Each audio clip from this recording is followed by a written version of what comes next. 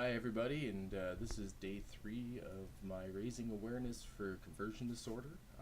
Before I get started, I just wanted to give a big thanks to Mike Scott, Bianca Clark for their very generous donations. I want to let everybody know that donations will be used for setting up support groups for people with FND, as well as providing funding for research into the mental illness, campaigning for awareness, setting up charity events, and starting our organization here to help people with this illness. Try to set up people with counselors and psychiatrists, physicians, neurologists, stuff like that. Just letting people get in touch with the things that they need to progress and to help them. So today I'm going to be talking about the first year of my illness. Lots of frustrations with it. I was diagnosed with the conversion disorder probably about 4 months after I started losing the use of my legs. And I got so many mixed signals from the doctors. I have one doctor telling me that I have MS. I have another doctor telling me that I have conversion disorder. I have another one telling me that I have a slipped disc. And that that this is a lifelong thing. I'll be lucky if I'm alive in the next 15 years. So it was pretty tough.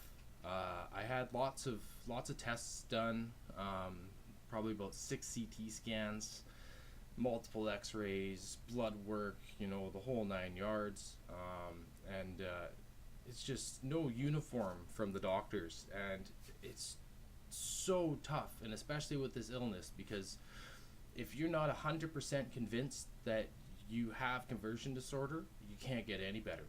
And it's doctors can tell you that, but until you actually figure it out for yourself, and you see what can happen when you totally convince yourself that you have conversion disorder, so it's pretty tough there. Yesterday I reached out to one of the few support groups for neurological disorder, and I found a young lady from Cork, Ireland, and she wanted me to share her story. Her name's Shauna. She's been suffering from FND since January of this year. She wanted me to share her story with all of you, and I'll also be posting a written version of it on our Facebook fundraising page as well. And it goes as follows. A year ago, I got my pain in my right side that was constantly there. I went from numerous amounts of tests, and they all came back normal. Then, before Christmas last year, I was in bed and my legs started shaking. This lasted for 1 hour.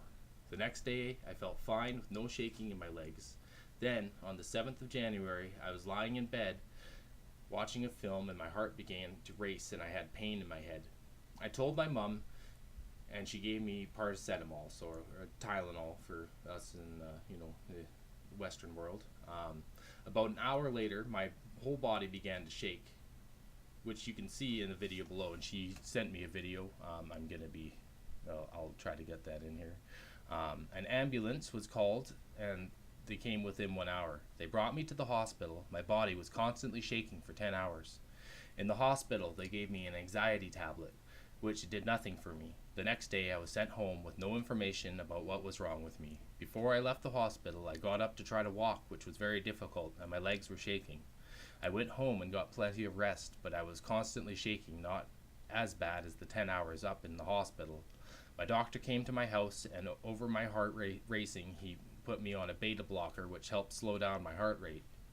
I was also given 2 25 milligram amitriptyline tablets to take every night. Then I attended a counselor, which she gave me tips how to cope with pain and how to recognize a bad attack would begin. I'm not better yet, but when I'm able to get around, my right leg and right arm constantly shakes. So when I walk, it looks like I'm limping, because if I put my right foot flat on the floor,